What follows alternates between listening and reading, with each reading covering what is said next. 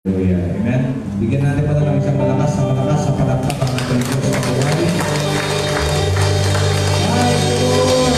Thank you, Lord. Let everything that was good praise the Lord.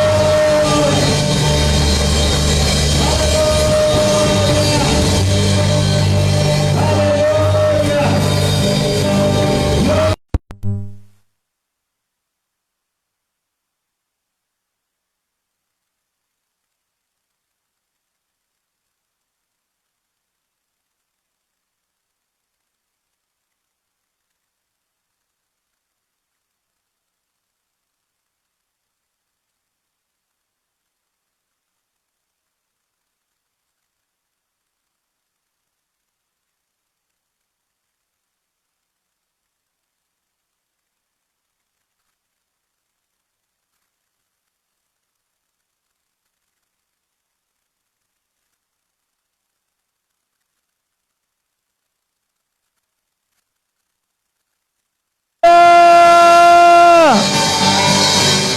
One more time. Let your voice be heard. We praise your name, O Lord. Hallelujah. Hallelujah. Praise the name of the Lord. Mayroong ganitong pagkakataon binigay sa atin ng Diyos. This is really an opportunity, a privilege that God had given us. Huwag nating hayaan makalampas. Maraming mga tao naghahanap ng katahimikan, naghahanap ng kasiguruhan, naghahanap sila ng kapayapaan. Subalit tayo nandito. Kasama natin ang prinsipe ng kapayapaan. Kasama natin ang Diyos ng pagpapala. You are in the right place, my friend. You are in the right place. I said you are in the right place. Hallelujah. This is the place where the presence of God is. Oh, we praise your name, O Lord. Just worship God. Just honor God. Hallelujah.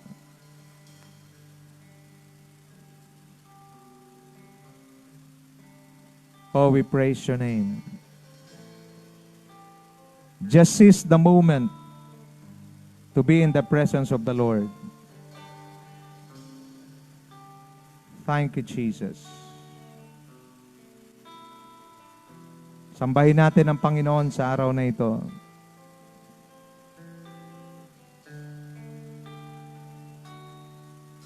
O Diyos, pag-ibig mo'y ganap, biyaya mo'y hindi magwawakas,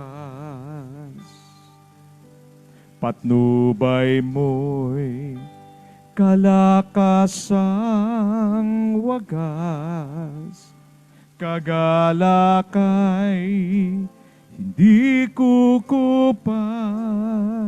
Minsan pa, O Diyos, pag-ibig mo'y ganap, biyaya mo'y hindi magwawakas, patnubay mo'y kalakasang wagas, kagalakay hindi kukupas. Sabay-sabay nating sabihin, pag-ibig mo, O Diyos, di mapapantayan. Pinatunayan mo ito hanggang kamatayan. Dugo mo'y tumigis, dalay kaligtasan. Makamta namin ang buhay na walang hanggan.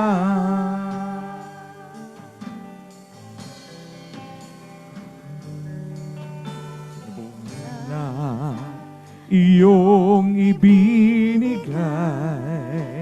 Hallelujah. Sa buhay na walang pag-asa, nakamta na kabutihan mo. Pasasalamat namin ay buong puso. Pag-ibig mo, Diyos, di mapapantayan. Pinatunayan mo ito hanggang kamatayan. Dugo mo'y tumigis, dalay kaligtasan. Nakamta namin ang buhay na walang pag-ibig mo, Diyos, di mapapantayan. We worship you, Lord. Pinatunayan mo ito Hanggang kamatayan. hanggang kamatayan. Oh, dugo mo'y tumigis, dalay kaligtasan. Nakamta namin ang buhay na walang hanggan.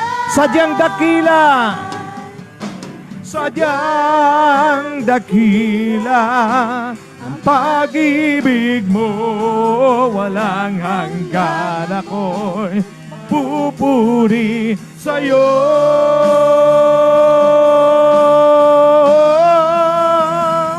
Pag-ibig mo, Diyos, di mapapantayan. Pinatunayan mo ito hanggang kamatayan. Dugo mo'y tumigis, dalay kaligtasan. Nakamta namin ang buhay na walang pag-ibig mo.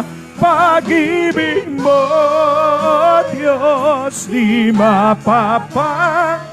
Sambahin ang Panginoon Pinatunayan mo ito hanggang kamatayan. Dugo mo'y tumigis, dalay kaligtasan.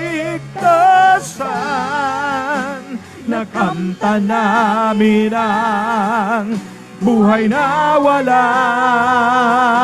hanggan. Dugo mo'y tumigis, dugo mo'y tumigis, dalay kaligtasan. Nakamta namin ang buhay na walang hanggan.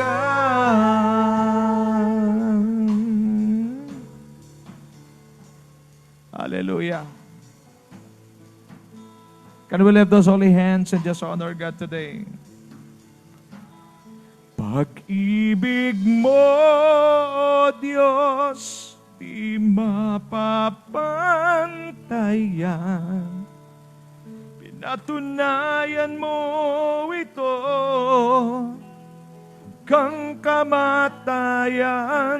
Dugo mo'y tumigis, dalay kaligtasan.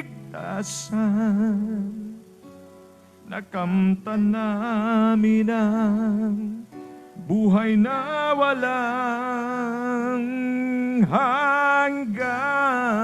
Dugo mo'y tumigis, dugo mo'y tumigis, dalay kaligtasan. Nakamta namin ang buhay na walang hanggan. Lahat ng tinubos ng Diyos, pumalakpak at sumigaw ng Hallelujah! Salamat, Panginoong Jesus! Salamat sa pagliligtas sa amin! Salamat sa panibagong buhay! Salamat sa panibagong lakas! Hallelujah! Purihin ka, O Diyos! Salamat po! Hallelujah! Patuloy nating purihin ang Panginoon. Praise God. Hallelujah. Iwawagayway ang mga kamay. Ipapalakpak ang mga kamay na yan. Isisigaw ang kabutihan at kadakilaan ng ating Panginoon. Ang sabi, halina at purihin ang Diyos. We will bless the Lord. We will worship the Lord. Hallelujah.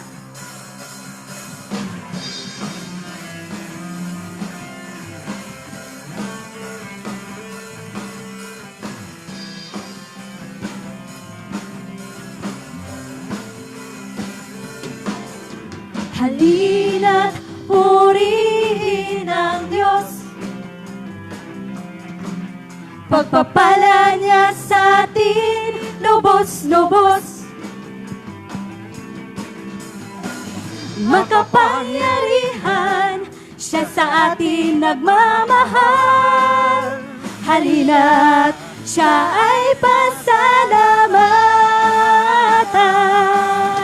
Halina't purihin ang Diyos. Pagpapala niya sa atin, lubos-lubos.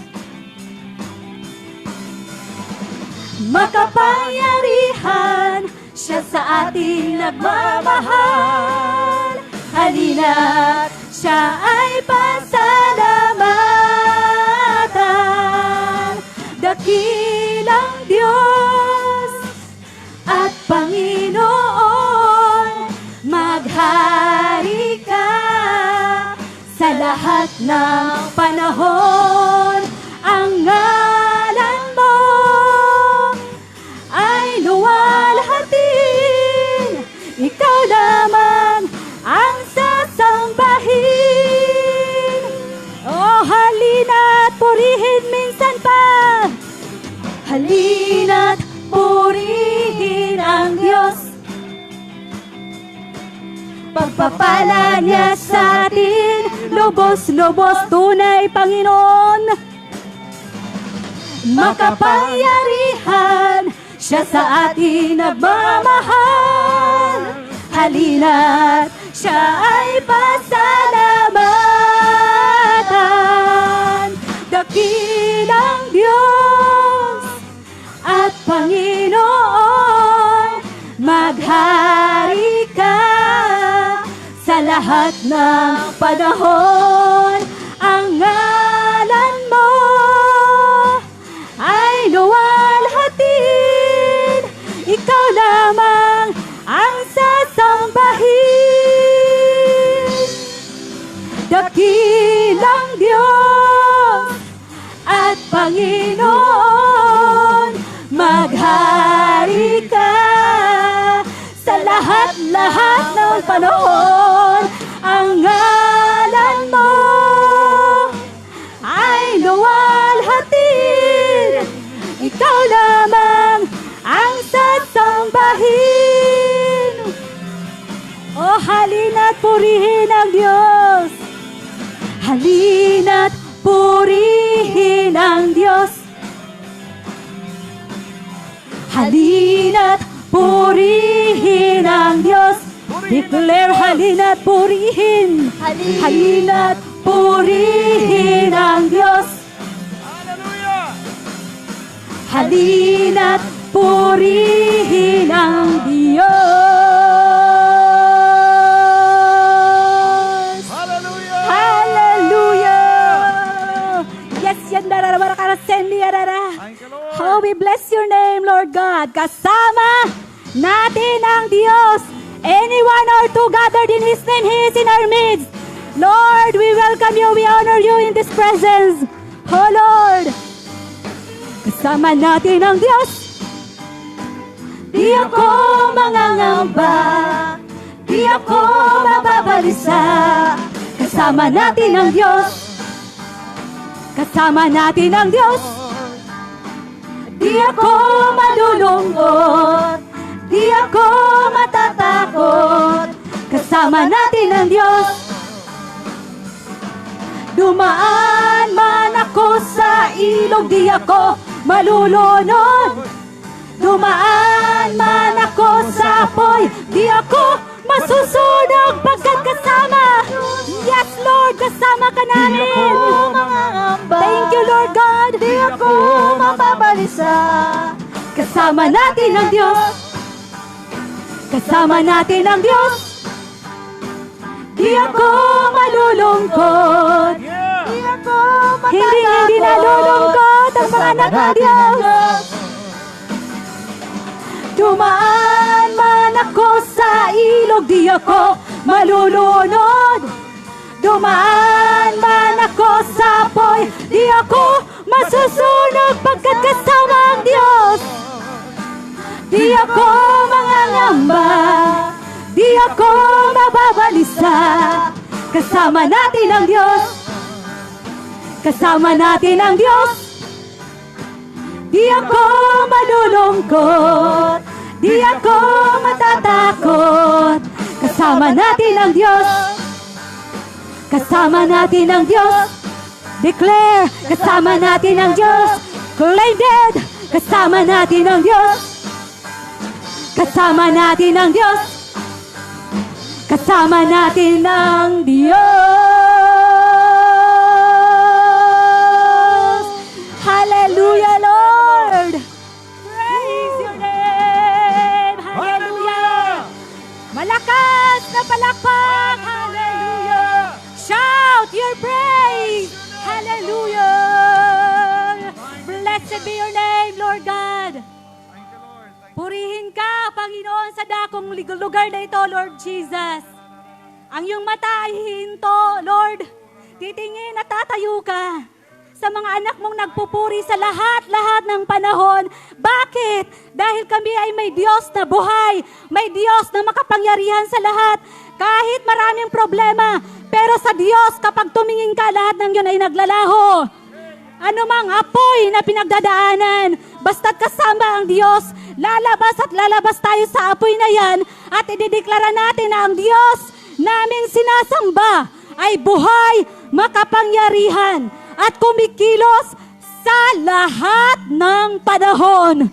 Ganyan ang ating Diyos. Hallelujah. Purihin ka, Panginoon, purihin ka. Hallelujah, purihin ka, O Diyos. O Diyos naming buhay. Lord. Oh, we bless your name. O Diyos, ikaw ang tunay na dakila sa mundo. Ikaw ang haring nagmahal ng tulad ko. Ginawa mong lahat, pag-ibig mo ay tapat at wagas. O Diyos,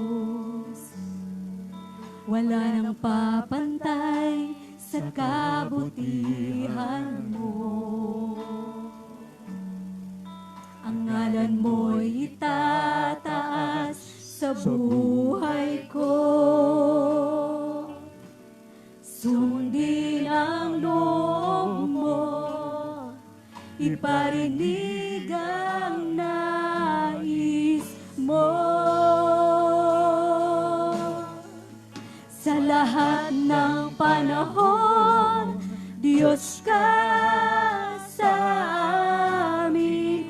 Sa lahat ng oras, nariyan para sa amin.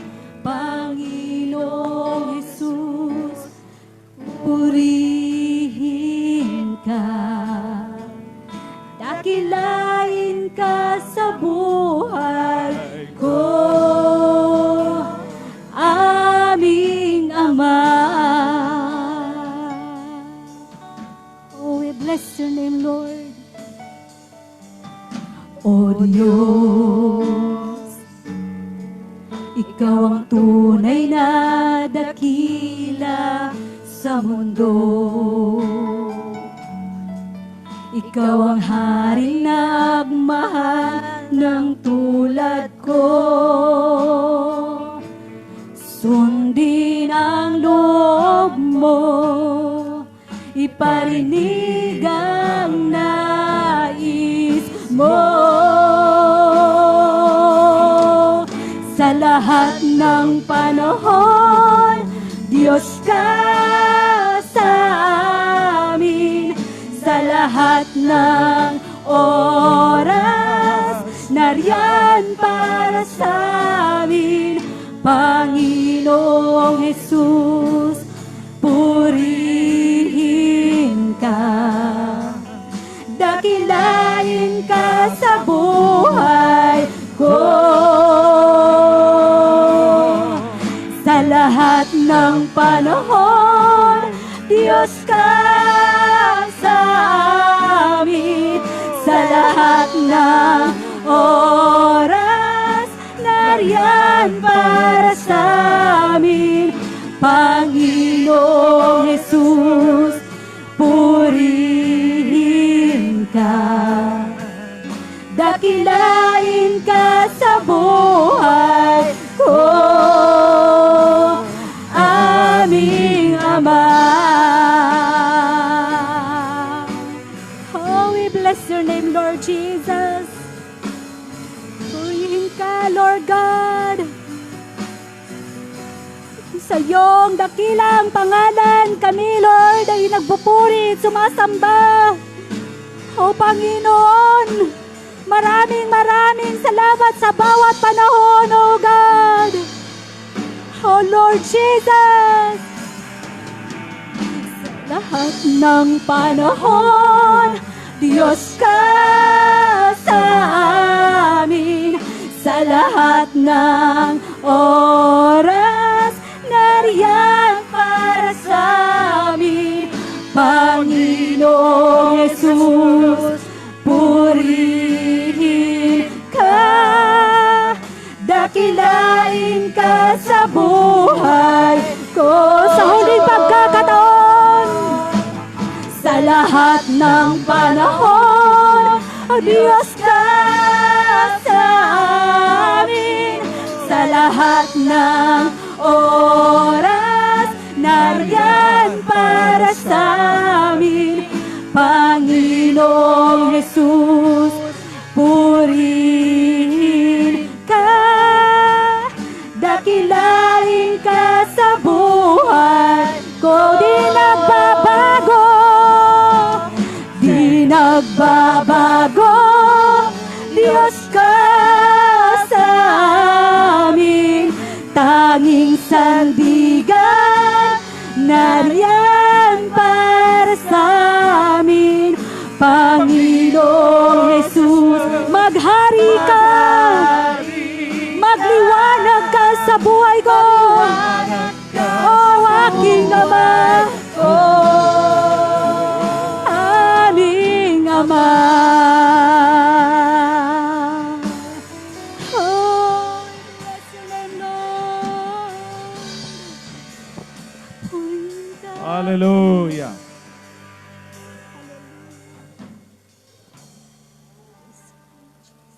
Babad lang tayo sa presensya ng Panginoon.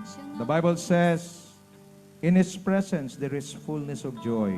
Amen. In His presence there is freedom. Yes, Lord. In His presence there is rest. The invitation of God today, come to me, those who are labored and heavily laden, and I will give you rest. Maybe some of you are tired for the whole week. And today, this is the day that the Lord has made. God wants us to rejoice and be glad in it. Rest in the presence of God. As the Lord will going to pour out fresh oil, a fresh water to our spirit today, to our soul today. Nakaka-pressure masyado ang mundong ito. Napakaraming challenges. And sometimes people will just say, I love challenges, I love difficulties. Good for them. But the body can only do so much. But the moment your spirit is filled with the presence of God, with the Word of God, you will thrive. You will overcome. And this is the reason why God brought us here. To refuel our spirit. Kumbaga, itong church parang gasolinahan. Kaya kayong mga nandyan sa online, magpunta kayo rito. Hindi pwedeng maglagay ng gasolina sa online. Kaya nga, kailangan face-to-face. You come here so that you will going to refuel your spirit. Pag full tank, mas malayo ang mararating. Today, lahat na nakarating dito, blessed kayo ni Lord. Hallelujah. Palapakan natin si Lord. Glory to God. Glory to God. Glory to God. Glory to God. The Lord impressed in my heart today, and I want to release it to all of you today. Yang problema mo, walang kabuluhan sa harapan ng Diyos dahil walang problema na hindi kayang resolbahin ng Diyos. Today, just focus on God. Just believe that nothing is impossible with God and nothing is too difficult for God. He will going to heal all sickness, and He will going to provide all our needs, and He will going to deliver us from all weaknesses. He is our great deliverer. Hallelujah! What a blessing to be in the presence of God today. What a blessing. Father, we bring back all the glory, honor, and praise to you alone. And we thank you for this wonderful privilege that you've given us. Salamat po. Hindi kami magsasawa at hindi kami titigil na magsabing salamat, salamat, salamat, Panginoon. You are good and you are faithful and you will be faithful forever. To you alone the glory, honor, and praise, both now and forevermore. In the almighty name of Jesus Christ, our Lord and King, and all the blessed people of God shout, Amen and Amen and Amen. Praise God. Bago kayo mo po, kamayan mo muna yung katabi mo at sabihin mo sa kanya, you are so blessed by God.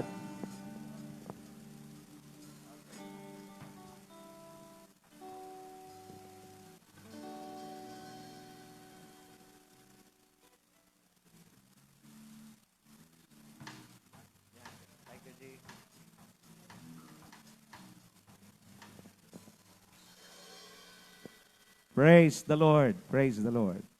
Welcome po sa ating mga visitors. Welcome sa mga first-timers. And pwesto na ho tayo kasi our time is limited and we need to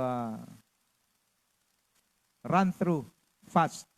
So mabilis lang po tayo kaya kailangan makinig po tayo. So the topic that I want to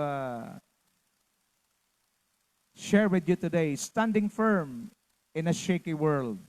How to stand firm in a shaky world. So today, G, okay tayo sa ano? Okay, so to begin with, let's define the word firm. Firm means strong and solid in structure or position.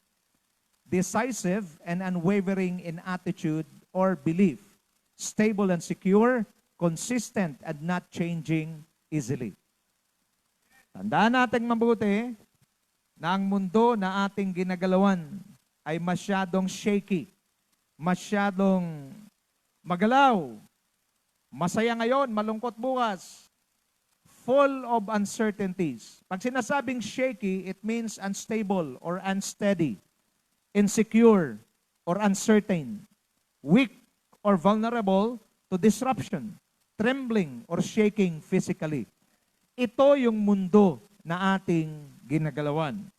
Now, kahit pala ang mundo ay masyadong magalaw, masyadong shaky, ang isang tao na kay Kristo ay pwede pa rin tumayo ng matibay. Amen? So yan ang ating tutuklasin today. I myself, pag ako po'y nanonood ng balita, minsan ayoko nang manood. Okay? Kasi wala. Ang makikita mo sa mundo, breaking news. Pangalan pa lang, breaking news. Magbi-break na kaagad ikaw. Ano pa? Bad news. Ano pa? Fake news. Buti na lang sa Diyos, mayroong good news. So today, good news lang muna tayo. Okay? What's happening in the world today? In Matthew 24, verse 4 to 8, Jesus answered, "Watch out that no one deceives you." I want you to understand, lahat na nangyayari sa mundo sa ngayon, matagal na yan, Arvin, nakasulat. Okay? For many will come in my name, claiming I am the Messiah, and will deceive many. You will hear of wars. Nakakarinig na ba kayo? Gera? Rumors of wars. But see to it that you are not alarmed. Huwag kayong matakot. Bakit? Such things must happen. But the end is still to come. So itong mga nangyayari sa ngayon, kumbaga sa kanta, intro pa lang.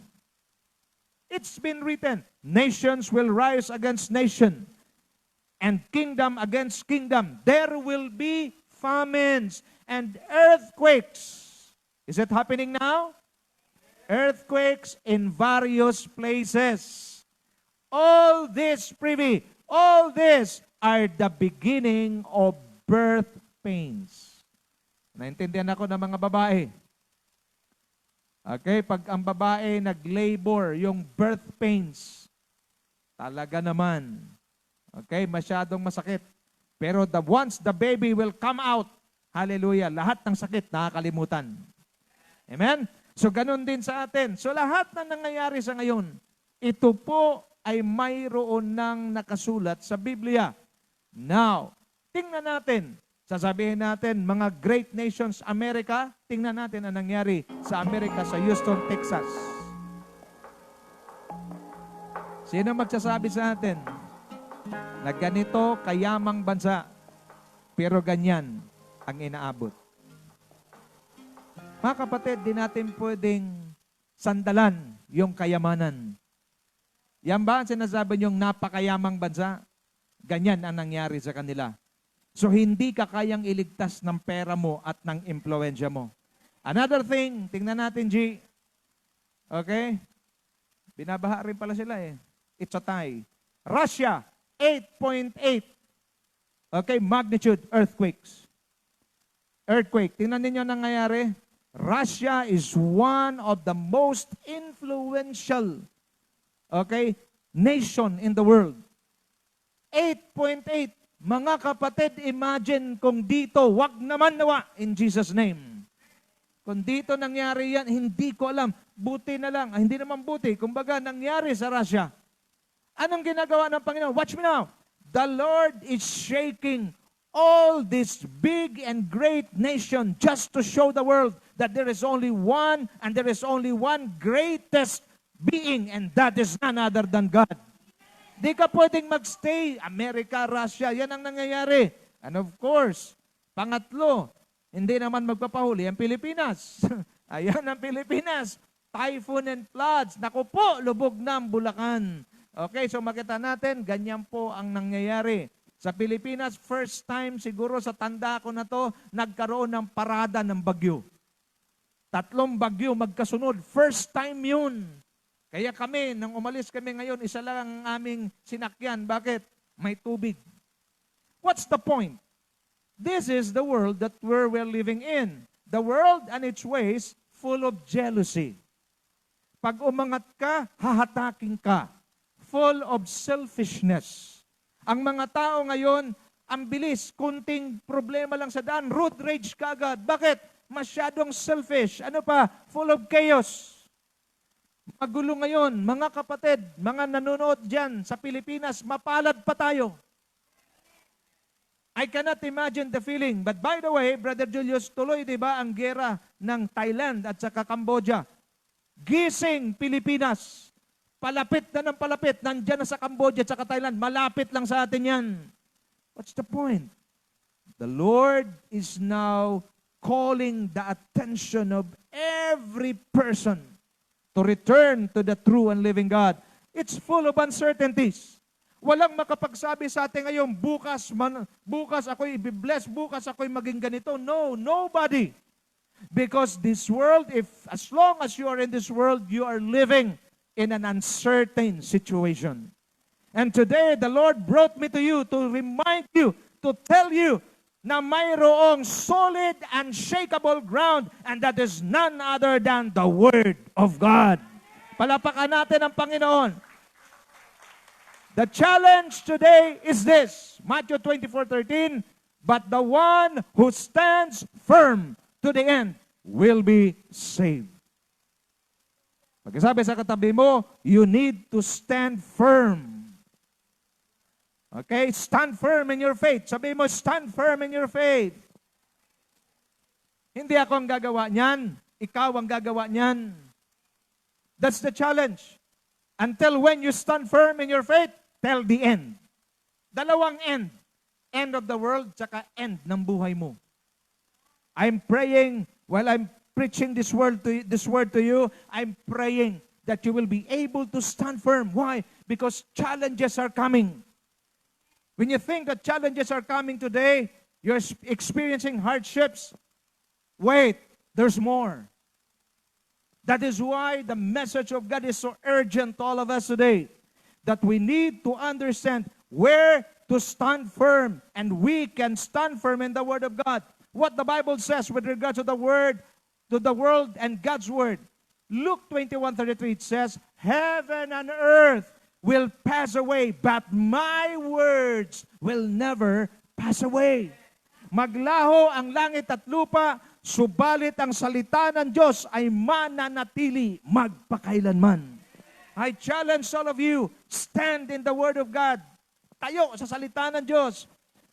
1 John 2:15-17, do not love the world or anything in the world. If anyone loves the world, the love of the Father is not in them. Why? For everything, say everything, everything in the world, the lust of the flesh, the lust of the eyes, the pride of life, comes not from the Father, but from the world. The world, listen carefully, the world and all its desires pass away. But whoever does the will of God lives forever. Friends, anuman ang iyong mapundar, maipon dito sa lupa, I want you to understand, lahat ng yan ay mawawala. Okay?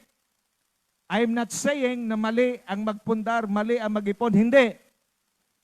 Pero gusto kong maintindihan natin, maging si Solomon, na pinakamayaman, si Solomon na pinaka-blessed na tao sa wisdom, sa riches. At the end of the day, dumating siya sa conclusion, meaningless, meaningless, everything is meaningless. Ayun, bata ka pa, masarap kumain.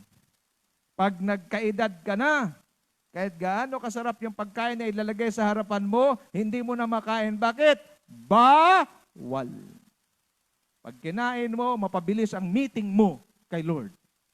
What's the point? All the world and the desires of this world will pass away. Kung ganun pala, pastor, ang katotohanan, ano ang dapat kong gawin? Hanapin mo yung hindi na sisira. Hanapin mo yung hindi nawawala. Hanapin mo yung hindi na kinakalawang. Ang iyong hahanapin ay walang iba kundi ang mga bagay patungkol sa Diyos. That is why the devil is trying to blind.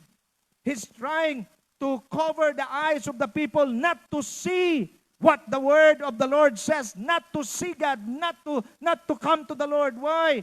Kasi gusto niyang panatilihin ang mga tao sa kapahamakan. I want you to understand, kung narinig niyo itong mensahe na to, sabihin niyo sa iba, hindi sagot ang pera, hindi sagot ang bagay sa libon nito. Ang tanging sagot ay walang iba kundi ang Diyos, ang salita ng Diyos. If you stand firm in the Word of God, heaven and earth will pass away, but the Word of God shall remain forever.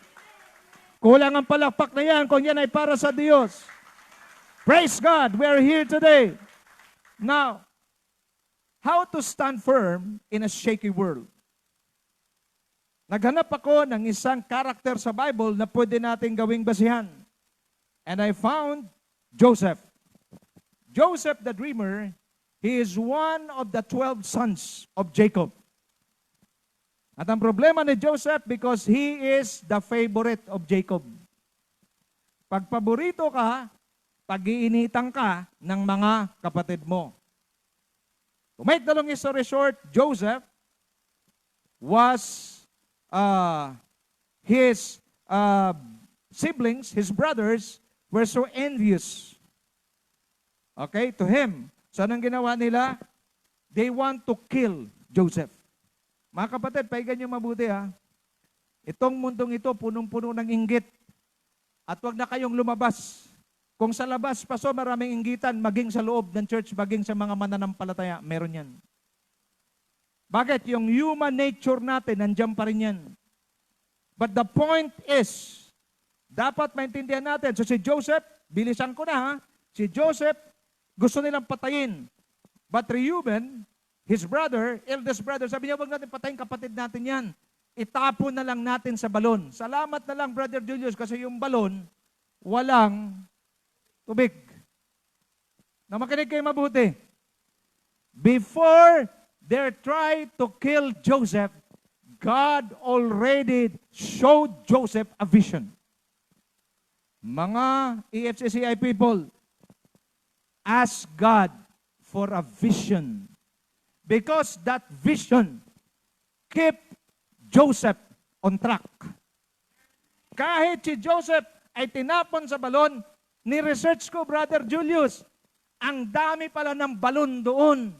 Pero pinili ng Diyos at nilagay sa isipan ng kanyang mga kapatid na itapon siya doon sa balon na kung saan malapit sa kalsada. Dahil doon sa malapit na kalsada, doon dadaan ang mga mangangalakal papunta sa Ehipto at nung si Joseph ay sumisigaw, siya'y nakita at siya'y kinuha ng kanyang mga kapatid at ibinenta. Watch me now, siya'y tinapon sa balon malapit sa kalsada. Nung dumaan ang mangangalakal papunta sa Ehipto, kinuha si Joseph, binenta. Watch me now, Joseph soon will become the governor of Egypt at hindi niya alam yung mga negative na nangyayari sa kanyang buhay, paraan ng Diyos para siya'y mapalapit sa kanyang destiny. Your problems and difficulties today will push you, as it will push you closer to your destiny. Ang dami ng balon, doon siya ng Diyos inilagay sa tabi ng kalsada dahil doon dadaan ang mga lakal papunta sa Egypt at siya'y magre-reign at magro-rule saan? Sa Egypt. Minsan wag nating tanungin ng Diyos, wag nating sisihin, Panginoon, ba't naman ganito? Ba't naman ganito? Hayaan mo lang. At ang pinakamasaklap, yung hayaan mo ang Diyos na ikaw ay muldehin.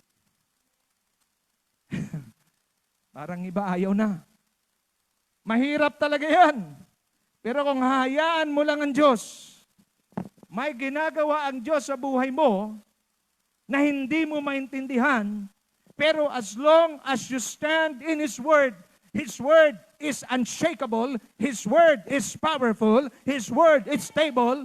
Yes, there will be a rocky road, there will be a shaking, but you will not be shaken. Why? Because you are standing on a solid ground.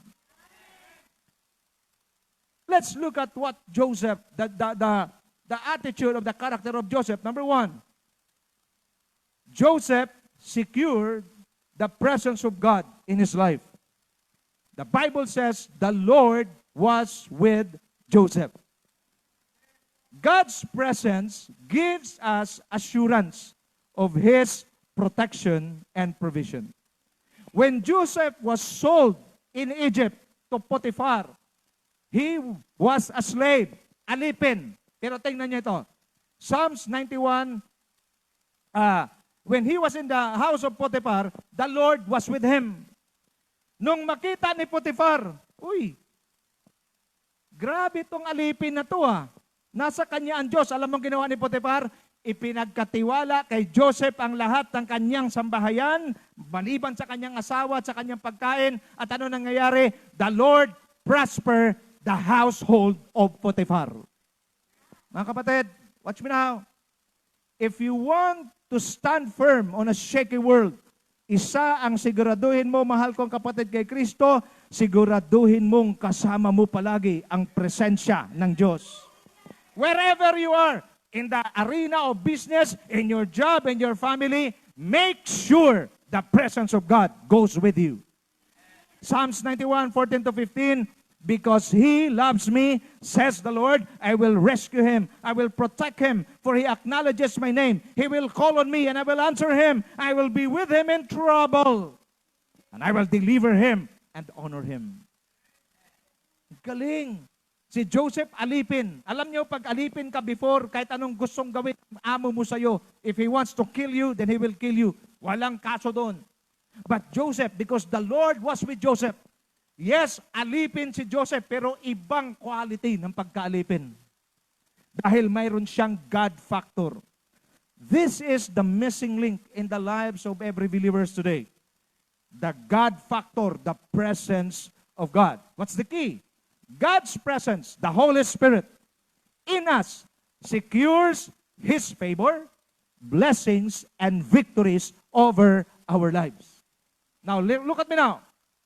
Huwag nating iasa sa kanino mang tao. Huwag nating iasa sa kanino mang kumpanya. Medyo mabigat itong bibitawan ko. Huwag nating iasa kahit kanino man. Ang ating blessing, ang ating pabor, ang ating breakthrough. Bakit? Isa lang ang may hawak ng lahat ng ito at ito'y walang iba kundi ang Diyos. Sa oras na masecure mo yung presence ng Panginoon, hala, sumigi ka na. Gawin mo ang gusto mong gawin sapagkat kasama mo ang Diyos. Ganang hinawid natin, dumaan ka man sa ilog ng problema, dumaan ka man sa apoy ng pagsubok, hindi ka malulunod, hindi ka masusunog. Amen? Palakpak para kay Lord. 100% yan. I am standing on a shaky world, but I'm standing firm in the Word of God. Pangalawa, stand firm in God's plans, purposes, and promises. If you want to stand firm in a shaky world, tayo, saan? Sa plano ng Diyos. May plano ang Diyos sa buhay mo. Ano pa? May purpose ang Diyos sa existence mo. Hindi ka ng Diyos hinayaang mag-exist hanggang ngayon na walang plano. May plano yan. At may pangako siya sa iyo. Joseph never questioned the ways of God. Rather, he trusted God. Brother Julius, bakit pag blessed? Sana, Brother Julius, pag binibless, magtanong din, Panginoon, bakit may 10 million ako? Bakit? Hindi nagtatanong eh. Pag walang pera lang, nagtatanong. Lord, ba't wala ako pera? Pero pag binibless, Lord, bakit 10 na yung sports car ko? Ba't ang dami naman yan? Wala eh. Nakita niyo ang tao? Masyadong bias. Do not ever, Elvis, do not ever question the ways of God. Because God knows what He is doing. Pero mahirap yun, Arlene, na statement. Why? Because it's not easy. It's not easy to trust in the Lord. Why? Because His ways are not our ways. His thoughts are not our thoughts. Ang gusto natin, Lord, ito yung mangyari. Iba ang gusto ng Diyos. Bakit? Kasi masyadong malayo ang ating pagkakaiba. Ang sabi niya, kung gaano kataas ang langit sa lupa, ganun magkaiba ang ating isipan at ang ating pamamaraan.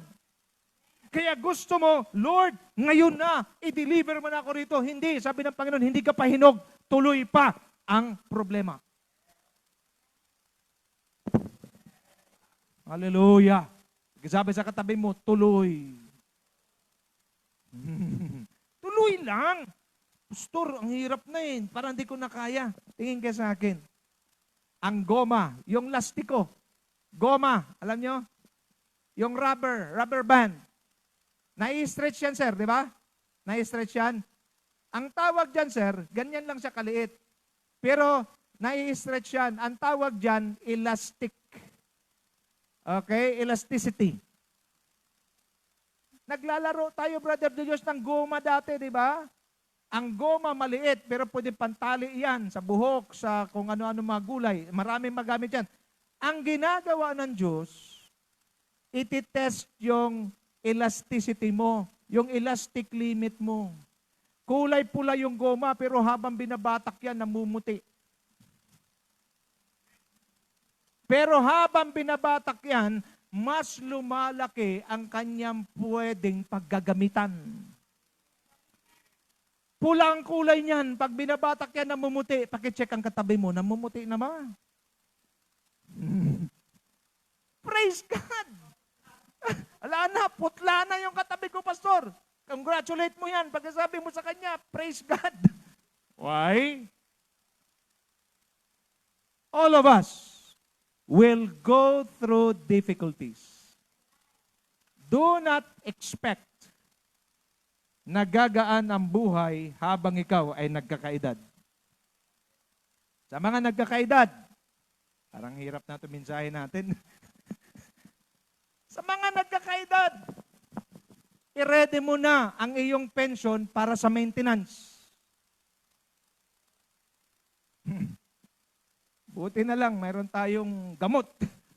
Ang point is, while you are aging, problems are getting difficult or getting worse. Mga kapatid, ito yung katotohanan. Shaky talaga ang buhay. Today you are strong, but tomorrow you do not know. But I want you to understand, never question, just like Joseph. You read from Genesis 36 up to Genesis chapter 50. You will never read any verse in that chapters of Genesis that Joseph complained. Hindi si Joseph nagreklamo. Bakit? Kasi alam niya na kontrolado ng Diyos ang pangyayari.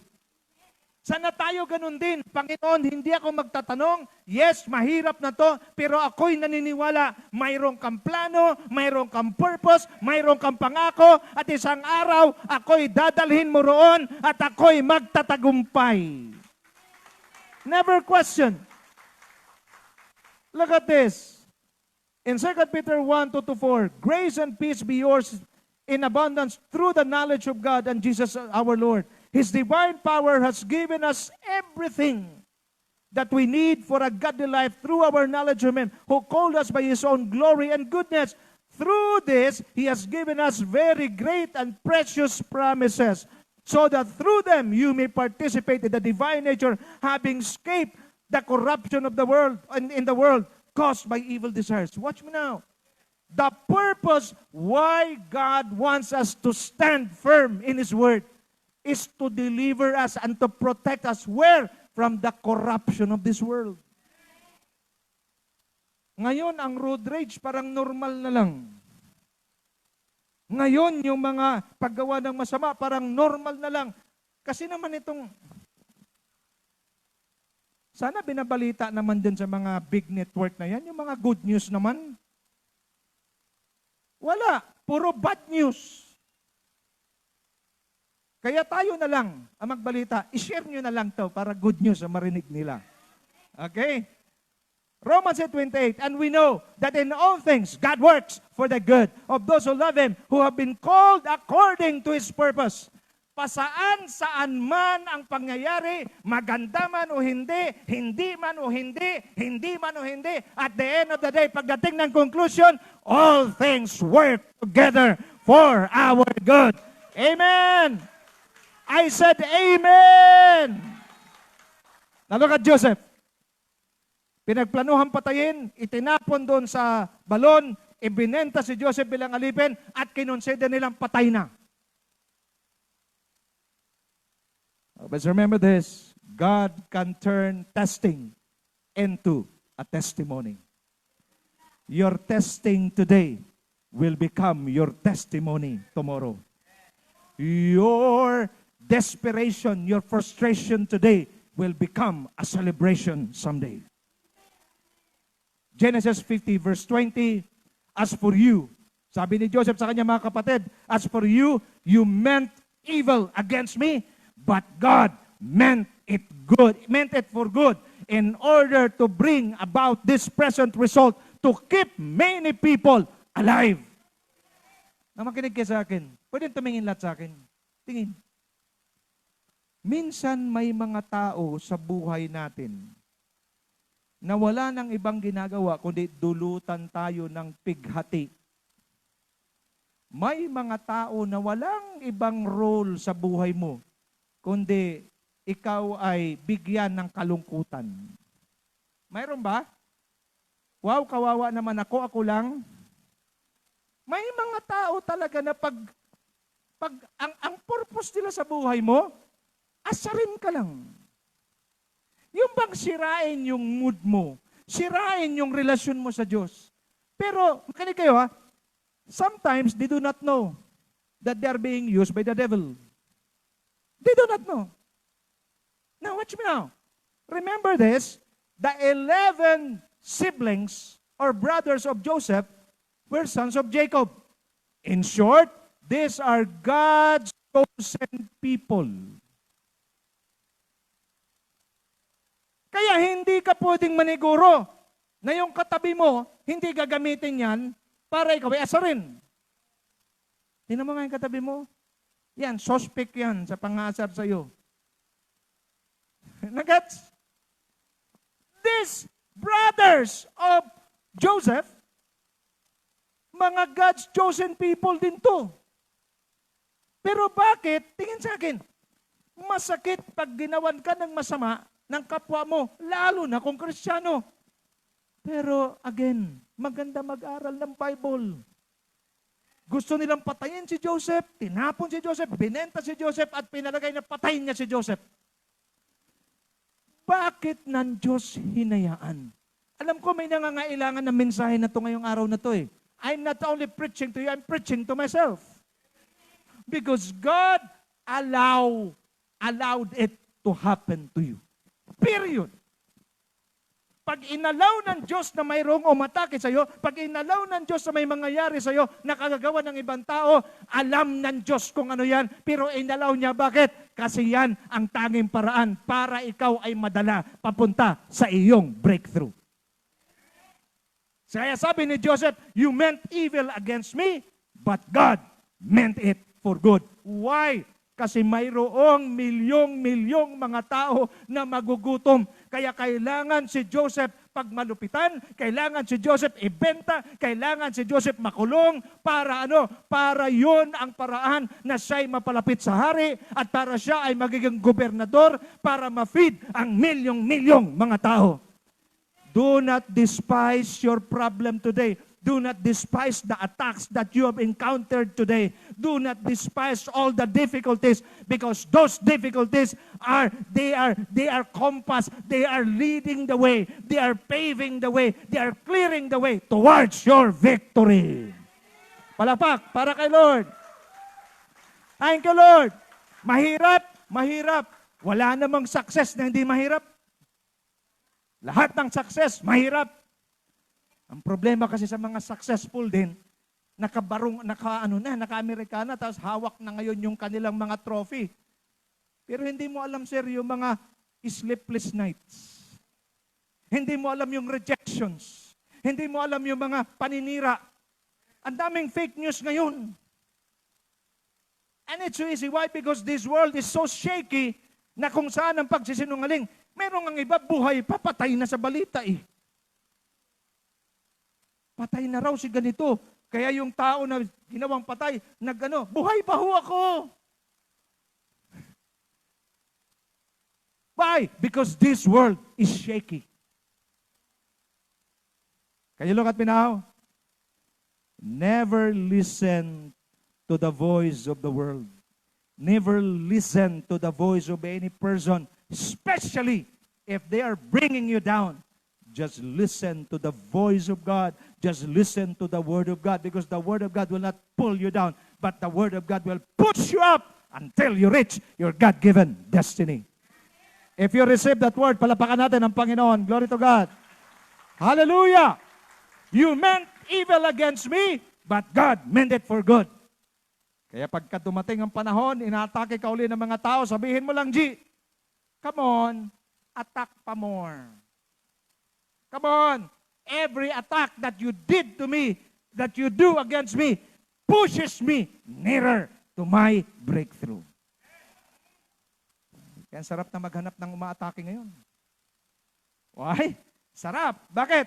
You know what the Bible says. Masaya ba mag-aral salita ng Diyos? Can I hear an amen?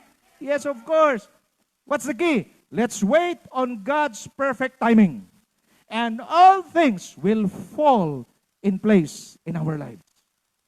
May timing ang Diyos. Tandaan ninyo, ang panahon, pag may gabi, may umaga, may araw. Pag may problema, may solusyon. Pag may kahirapan, may kaginawaan. Maaring hirap ngayon, pero wag mong payagan. Narinig ko ang salita ng Diyos. I'm standing firm on a solid ground. Though I am in a shaky world, but I'm standing on a solid ground. One day, pagdating ng umaga, God will turn my mourning into dancing.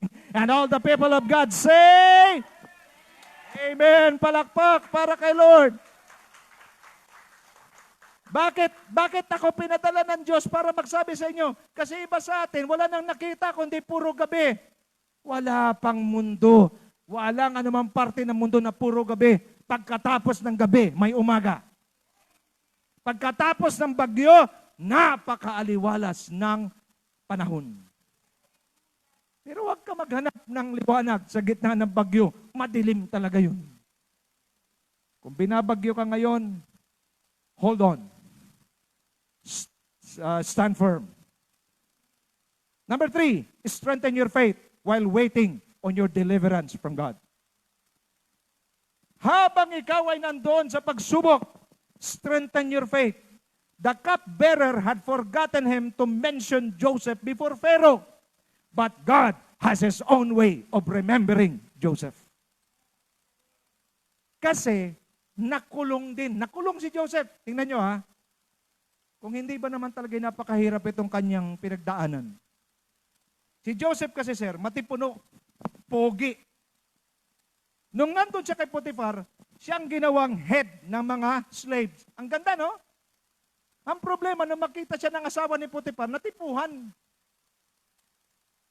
Mahirap talaga Elmer, maging pogi eh. Yan ang nangyari. Sabi ng asawa ni Potiphar, lay with me. Sabi ni Joseph, hindi pwede. Ayokong gumawa ng kasalanan sa Diyos sa kasasawa mo kasi pinagkatiwalaan niya ako. To make down ng story short, tumakbo si Joseph. Naiwan yung balabal. Pinalabas ng asawa ni Potiphar. Tingnan nyo ha, injustice. Pinalabas ng asawa ni Potiphar. Gusto ako pagsamantalahan, pero siyang gusto magsamantala kay Joseph. Gusto ako pagsamantalahan at ito yung kanyang balabal, naiwan, buti na lang nahawakan ko. Sabi ni Potiphar, nagtiwala pa naman ako sa iyo, pero dahil sa ginawa mo, makukulong ka. At saan si Joseph kinulong? Sa mga high-profile na mga prisoner.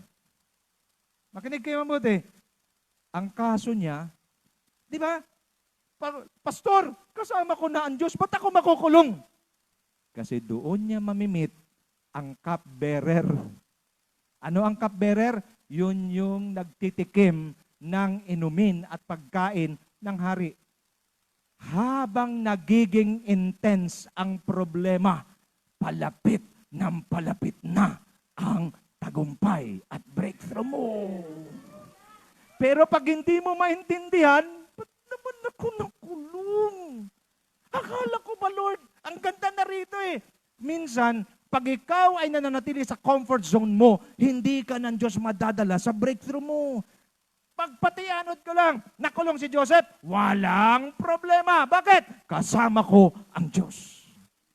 Today, as long as the presence of God is in you, mapa-impyerno man o langit, mapa-pagsubok man o ginhawa, kahit saan, take me anywhere as long as I have my Jesus in me. Ay kulang ang palakpak na yan kumpara sa Diyos. Kahit saan, kahit kailan, basta kasama ko si Lord, walang problema. Ito na naman si Lord, ito na naman, pagdating niya sa kulungan, anong ginawa? Nakita ng warden, ang sabi niya, parang may God factor ito, ikaw na ang bastonero. Oo, kita mo? pagdating ni Joseph, lahat ng mga prisoner under kay Joseph. At ang sabi ng Bible, ang kulungan ay umayos. Mga kapatid, pati lugar na magulo, pag dumating ka at kasama mong presensya ng Panginoon, titino. And walang kaalam-alam si Joseph. Makinig kayo mabuti. Habang siya'y nakaranas ng problema, ang Diyos ay patuloy na nag-o-orchestrate, patuloy na kumikilos papunta sa kanyang breakthrough. Nakulong ang cupbearer. At pagdating daw na naginip ang cupbearer, binigyan ng wisdom si Lord. Binigyan ni Lord ng wisdom si Joseph at na-interpret yung panaginip ng cupbearer at ang cupbearer ay muling na-restore. At ang sabi ni Joseph, remember me. Pagkasabi sa Pharaoh, wala akong kasalanan. Alam mo mga tao, pag nagawan mo ng, opo, wala problema. Sige, akong bala. Pero ang sabi ng Bible, the cupbearer forgotten Joseph. 2 years. Wala. Nakalimutan siya. Makinig kayo mabuti. Nakalimutan man siya ng tao. Ang sabi ng Lord, wala kang utang na loob na cupbearer ka para si Joseph ay makaangat. Ang nanaginip ay walang iba, kundi ang Pharaoh. Nung managinip ang Pharaoh, walang makapag-interpret. Tsaka naalala ng cupbearer, teka mahal na hari, mayroong Hebreo na nakakulong doon sa dungeon at kanyang ininterpret ang aking panaginip. Sabi ng Pharaoh, tawagin siya. Praise God. Just strengthen your faith. Habang ikaw ay pinoproseso ng Diyos, habang ikaw dinadala ng Diyos sa dungeon, habang dinadala ka ng Diyos sa madilim na yugto ng buhay mo, just hold on. Why? Because He is driving you towards your victory. Ang sarap nito. At ang sabi, dalhin, nag-ahit si Joseph at humarap sa hari. And to make the long story short, Joseph was able to interpret the dream of the king. At ang sabi ni Joseph, yung 7 taon na, 7 bakang payat, yun ay 7 taong tagutom. At yung 7 taong taba na mga baka, 7 taon ng masagana. At ang sabi ni Joseph, humanap ka, mahal na hari, ng mamamahala para sa 7 taong pananagana. At ang sabi ng hari, ikaw ang nakaisip niyan, ikaw na. Sarap pala ng ganun, no? Prisoner ka. Lakad na. Huwag kayong pumigit. Tingin. Never despise your situation right now. Because in a moment, just a click of God's finger, it will suddenly change. Amen? Sige, kung talagang sold out ka sa word, palakpak at sigaw. Hallelujah! Akala ni Joseph, it took 13 years. Because he became governor at the age of 13. He received the vision at the age of 17. 13 years of process. And the process is not easy. Why? The greater the challenge and difficulties, the greater blessings waiting ahead of you. Kaya Arlene, pag kunti problema, kunti blessing. Liit problema, liit blessing. Tanong mo katabi mo, gusto laki problema, laki blessing. Liit, liit din. Pakitanong, anong gusto mo? Malaki, maliit? sabi na isa, malait, pinaghalo na yung malaki at maliit. This is the truth. Malaki problema, kasi malaki blessing naghihintay. Maliit problema, maliit blessing naghihintay. Eh, mautak ito. Ang sabi niya, di bali pastor, maliit ba sa sunod-sunod, lalaki din. Bahala ka sa buhay mo kung yung gusto mo. But this is the way of God. And watch me now. Nung nandoon si Joseph, makinig ka ulit, strengthen your faith. At ang sabi ng Isaiah 40 verse 30-31, though youths grow weary and tired, and vigorous young men stumble badly, but yet those who wait for the Lord will gain new strength. While waiting on God, continue to strengthen your faith, continue to stand on a solid ground. They will mount up with wings like eagles. They will run and not get tired. they will walk and not become weary. Hallelujah! Pag dumating na ang problema, sabihin mo lang, may plano ang Diyos. Pag dumating ang problema, kasama ko ang Diyos. Pag dumating ang pagsubok, ako'y sasamahan ng Panginoon. And while thinking of that, you are empowering your faith, you are gaining strength in the Spirit, and you mount up with wings like eagles. You will run and not grow weary. Romans 10:11, bakit kailangan ko magtiwala at magpalakas sa Diyos? Because as the scripture says, anyone who believes in Him will never be put to shame. The key is this, putting our confidence in God is simply trusting that He can do all things and nothing is impossible with Him. I love the story of Joseph. Now, sige, ayan o. Okay?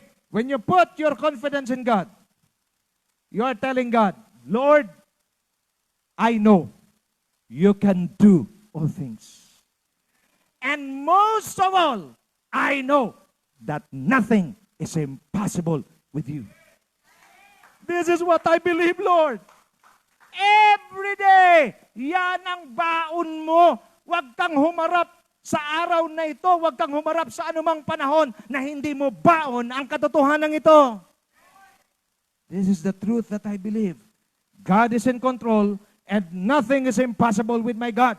Then, let's get it on. Maraming iba, humaharap, walang baon. Number 4, stay fast before God. Pastor, ano yung fast? Faithful, available, submissive, and teachable. Stay fast, stay faithful, stay available, stay submissive, and stay teachable before God. Kasi ang problema ng iba, ang ganda na nangyari kay Joseph. Nung naging governor na si Joseph, ano nang gagawin ni Joseph?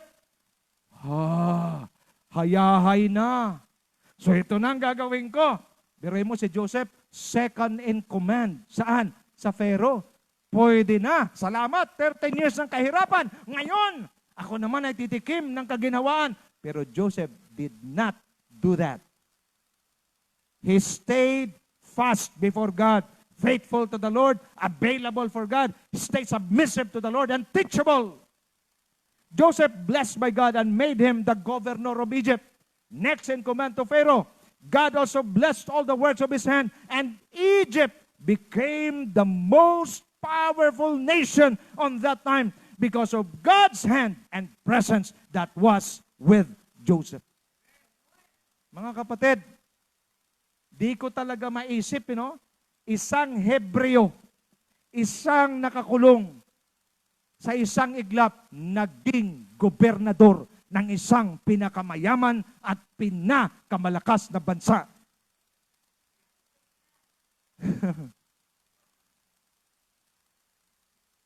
Pakisabi nga sa katabi mo, itigil mo na yung kakaisip ng problema mo. Sabihan mo, kasi isipin mo rin niya, isipin mo man yan, problema pa rin yan. Hindi yan magbabago. It will remain a problem.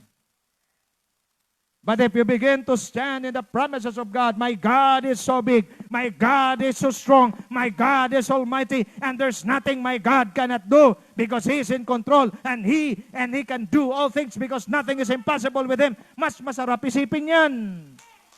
Hallelujah! You shall be in charge, sabi ni Pharaoh, Genesis 41:40-44, you shall be in charge of my house, and all my people shall be obedient to you. Grabe.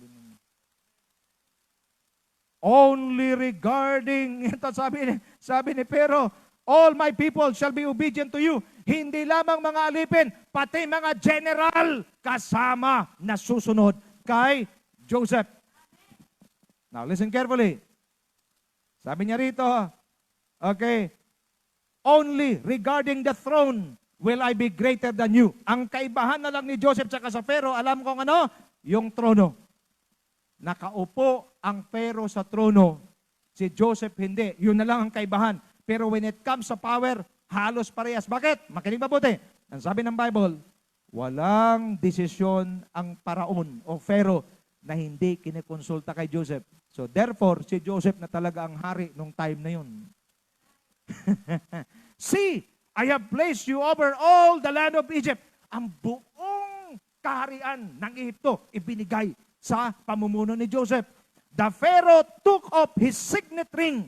Ano ang ibig sabihin ng signet ring? Ito yung pantatak. Pag tinatakan na ng signet ring ng hari, hindi na yun mababali. Ibinigay kay Joseph yan. And clothed him in garments of fine linen, and put the gold necklace around his neck. And he had him ride in his second chariot. Dalawang sasakyan, isa sa Pharaoh at merong pangalawang sasakyan. Yun ang pinasakyan kay Joseph. And they proclaim ahead of him, bow! Bow the knee! Pag dumarating si Joseph, lumuhod ang lahat. Woo, praise God. And he placed him over all the land of Egypt. Moreover, Pharaoh said to Joseph, though I am Pharaoh, yet without your permission, no one shall raise his hand or foot in all the land of Egypt. Lift up your hands. I prophesy to you today, what happened to Joseph will going to happen in your life, together with your family. I declare and decree, and I believe God is looking at us today. Father God, in the name of Jesus, I declare and prophesy this word to your people today who are present in this place. They will be delivered and they will become great. You are destined for greatness. In the name of Jesus, receive your portion today. Just receive it in Jesus' name. Amen and amen and amen. Palakpak para kay Lord. Glory to God. Always remember that all that we have, including our lives comes from God and nothing from us. In every victory and access, always remember, every victory and success, always remember and say, my source of strength is Christ alone. Jesus said, I am the vine, you are the branches. No one who remains in me, and I in him, bears much fruit. For apart from me, you can do nothing. Philippians 4:13, I can do all things through him who strengthens me. Mga kapatid, gaano mang kabigat ang problema at pagsubok, kaya ng Diyos at ang Diyos ang magbibigay sa atin ng lakas para mapagtagumpayan ito. Purihin ang Panginoon. As I end, I want to remind each one of us, yes, the world is shaky, but praise God, because we have a stable God, a powerful God, and He sent His word, an unshakable word, unstoppable word, and He wants us, His people, to stand in His word so that we can stand firm even we live on a shaky world. Father, we thank you today. Thank you for your word. Thank you for reminding us that we need to secure your presence. We need to stand firm in your purposes, plans, and promises. We need to strengthen our faith while waiting for our breakthrough. And we need to stay fast in your presence.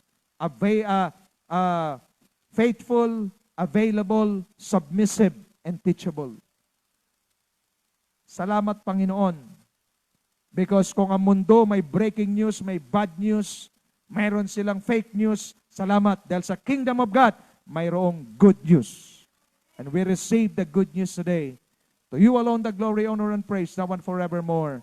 Amen, and amen, and amen.